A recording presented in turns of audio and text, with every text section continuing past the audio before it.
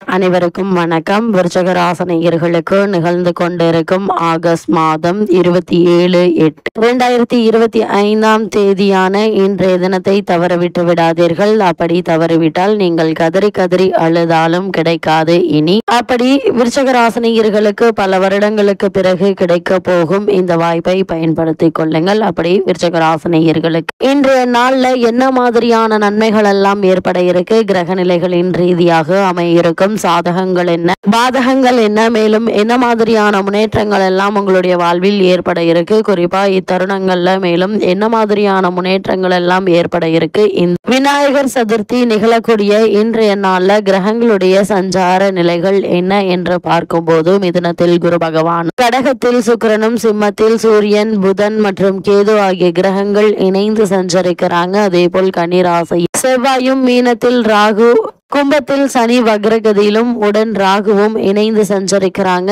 இந்த கிரகங்களுடைய சஞ்சார நிலைகளின் காரணமாக மேலும் என்ன மாதிரியான முன்னேற்றங்கள் எல்லாம் ஏற்பட இருக்குது, உங்களுடைய வாழ்வில் ஏற்பட இருக்கு என்று பார்க்கும்போது, இன்றைய நாளை பொறுத்த வரைக்கும் விருச்சக ராசினியர்கள் மட்டுமில்லாமல் உலக மக்கள் அனைவருக்குமே இன்றைய நாள் விநாயகர் சதுர்த்தி தினமாக மிக விமர்சையாக கொண்டாடப்படுதுங்க. அப்படிப்பட்ட இன்றைய நாள் நீங்கள் என்ன செய்ய வேண்டும், என்ன செய்யக்கூடாது என்பது குறித்தான முழுமையான பதிவை தான் இந்த வீடியோல நம்ம விரிவா பார்க்க போகிறோம். அந்த வகையில விநாயகர் சதுர்த்தி விழா தமிழகம், கர்நாடகா, ஆந்திரா, தெலுங்கானா, மகாராஷ்டிரா உள்ளிட்ட மாநிலங்கள்ல வெகு விமர்சையாக கொண்டாடப்படுவது வழக்கங்க. அது மட்டும் இல்லாம பல இடங்கள்ல பந்தல் அமைத்து விநாயகர் பலவிதமான சிலைகளை நிறுவி பூஜை செய்து வழிபடுவாங்க. பிறகு 10 நாட்கள் உற்சவம் முடிந்தது அந்த விநாயகர் சிலையை ஊர்வலமாக கொண்டு சென்று கடலில் அல்லது நீர்நிலைகளில் கரைப்பார்கள். இதனால் நம்முடைய வினைகள், துன்பங்கள் அனைத்தும் கரந்தோடிவிடும் என்பது ஐதீகம். அந்த வகையில் விநாயகர் சிலையை பொறுத்தவரைக்கும் 3/4 அடி துவங்கி பல அடி உயரம் வரையில் விநாயகர் சிலைகளை நிறுவி பக்தர்கள் பூஜை செய்வார்கள். விநாயகர் மீதான பக்தியை வழிகாட்டும் விதமாக சாதாரண மக்களும் தங்களின் வீடுகளை பல விதங்கள்ல அலங்கரித்து விதவிதமான விநாயகர் சிலைகளை வாங்கி வழிபடுவதும் உண்டு.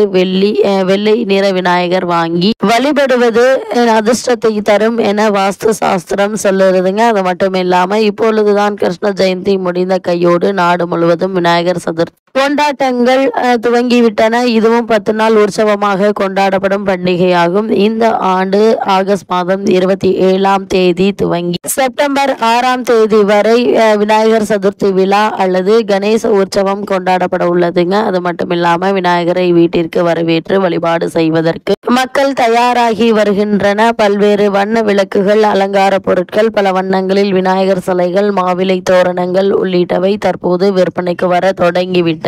என்னதான் கோவில்களிலும் பொது இடங்களில் விநாயகர் சிலை நிறுவப்பட்டு பூஜைகள் நடத்தப்பட்டாலும் அனைவரின் வீடுகளிலும் விநாயகர் சிலைகளை வாங்கி வைத்து வழிபடுவதுதான் வழக்கம். அப்படி விநாயகர் சிலை வீட்டில் வைத்து வழிபடுபவர்கள் என்ன செய்ய வேண்டும், என்னவெல்லாம் செய்யக்கூடாது என்பதை நன்கு கவனத்தில் கொள்ள வேண்டும். அப்படி விநாயகர் சதுர்த்தியான இன்றைய தினம் நீங்கள் என்ன செய்ய வேண்டும் என்று பார்க்கும்போது, வீடுகளில் விநாயகர் சிலைகள் வைத்து வழிபடுபவர்களில் சிலர் கடைகளில் வாங்கி வைத்த சிலைகளை வைத்தும், இன்னும் சிலர் தாங்களே செய்து வைத்த விநாயகர் சிலைகளை வைத்தும் வழிபடுவார்கள். ஆனால் எந்த சிலையை வைத்து வழிபட்டாலும் அன்றைய தினம் விநாயகருக்கு கண்டிப்பாக தலையில் கிரீடம், குடை வைக்க வேண்டும்.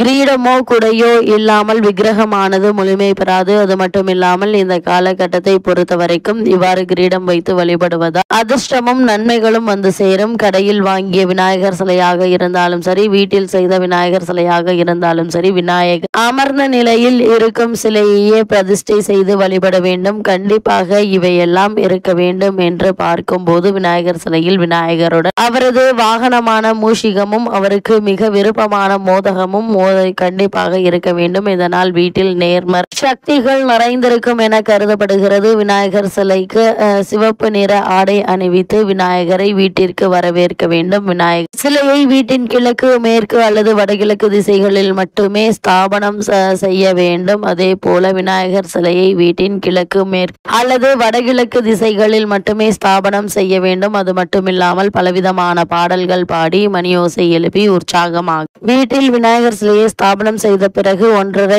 3 5 7 10 11 என்ற எண்ணிக்கையிலான நாட்களில் அடிப்படையிலேயே நீர்நிலைகளுக்கு கொண்டு சென்று கரைக்க வேண்டும். விநாயகர் சதுர்த்தியான இன்று என்னவெல்லாம் செய்யக்கூடாது என்று பார்க்கும்போது வீட்டில் ஸ்தாபனம் செய்ய விநாயகருடைய துதிக்கு வலதுபுறம் திரும்பியவாறு இருக்கக்கூடாது. அது வீட்டில் பிரச்சனைகளையே ஏற்படுத்தும். அதனால் விநாயகரின் துதிக்கை இடது பக்கம் திரும்பி இருக்கும்படி பார்த்து கொள்ள வேண்டும். இதனால் வெற்றி மற்றும் நன்மைகள் பெருகும். விநாயகர் சிலை வீட்டில் இருக்கும் அனைத்து நாட்களிலும் அவரை கவனிக்காமல் விடக்கூடாது. தினமும் ஏதாவது நெய்வேத்தியம் வைத்து வழிபட வேண்டும். அது மட்டுமில்லாமல் இந்த நாளை இதெல்லாம் கண்டிப்பாக செய்யக்கூடாது என்று பார்க்கும்போது இந்த காலகட்டத்தை பொறுத்த வரைக்கும் விநாயகர் சிலையை தனியாக வைக்க கூடாது. வீட்டில் எத்தனை விநாயகர் சிலை வேண்டுமானாலும் அதோடு லட்சுமி தேவி சிலை அல்லது சிவன் பார்வதி முருகன் ஆகியோருடைய சிலையையாவது சேர்த்து வைக்க வேண்டும். கற்பூர ஆராத்தி காட்டி பூஜை செய்யாமல் எடுத்து சென்று ஒருபோதும் கரைக்க கூடாது. இப்படிப்பட்ட இன்றைய நாள்ல சிம்மராசினியர்களான உங்களுக்கு மேலும் என்ன மாதிரியான நன்மைகள் எல்லாம் ஏற்பட இருக்கிறது, குறிப்பாக இன்றைய நாள்ல கிடைக்கக்கூடிய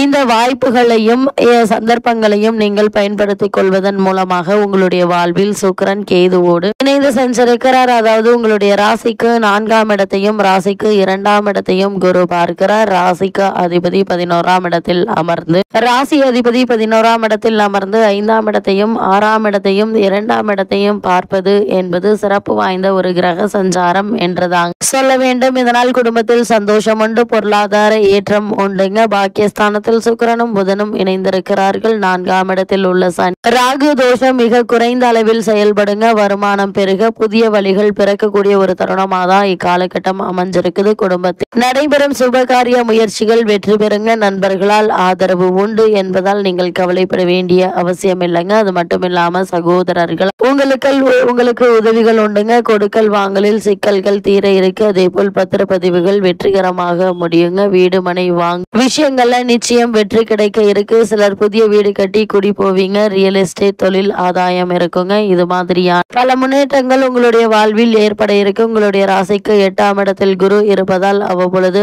ஆரோக்கியத்தில் பின்னடைவுகள் ஏற்படலாம். மருத்துவ உதவிகள் தேவைப்படலாம். குறிப்பாக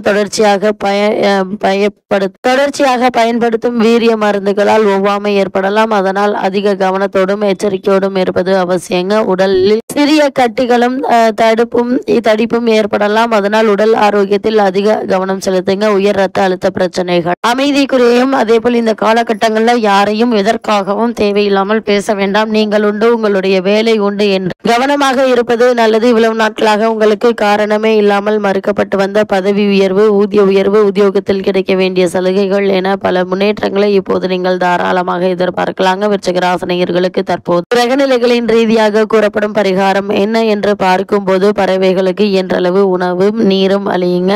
நரசிம்ம மூர்த்தியை வணங்குங்க. எண்ணற்ற நன்மைகள் உங்களுடைய வாழ்வில் ஏற்படும் என்பதை கிரகங்களுடைய சஞ்சார நிலைகள் தெளிவாகவும் உறுதியாகவும் எடுத்துக்காட்டுது.